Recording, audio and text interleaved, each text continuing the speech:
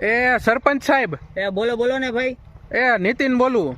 એ હા બોલો બોલો, ઈ તો મને ખબર હે. તમને એમ કીધું તું કે યાર રસ્તા બનાવવાના છે ને અહીંયા તમે રસ્તાના નામે કર્યું હું તો કે સિમેન્ટનો રોડ કર્યો ને નકરા ઝાડવા વાવી દીધા રોડ ઉપર. અરે ભાઈ, સિમેન્ટનો રોડ કર્યો તો ઈ તો સારું કહેવાય ને. પણ હારું નહીં, અહીંયા બધી બાજુ તમે રસ્તામાં યાર ઝાડવા બનાવ્યા છે, આમાં પછી અમે ખોવાઈ જઈએ તો શું કરવું? બધાય રોડ એક હરખા લાગે છે અહીંયા. એલા ભાઈ નો ખોવાય, એમાં હજી નંબર પડશે ભાઈ. હવે ઓલા શેરી નંબર કેમ આવે હા, એ રીતના આપણે બોર્ડ મારશું, એમાં હજી નામ લખશું બધું. ઉપાધિ શું કરો હો યાર? પણ ભલા માણા અમને કહેતા જાવ. કાલ રાતે તો હું અહીંયા ઘરની બહાર નીકળો, હું અહીંયા ખોવાઈ ગયો તો મને એ નહોતી ખબર પડતી કે અહીંયા મારા ઘરનો રસ્તો કયો છે. અરે તમે ઉપાધિ કરો માં, હજી તો હું સરપંચ બન્યો હું. ધીમે ધીમે ગામનું આપણે કામ ચાલુ કર્યું છે.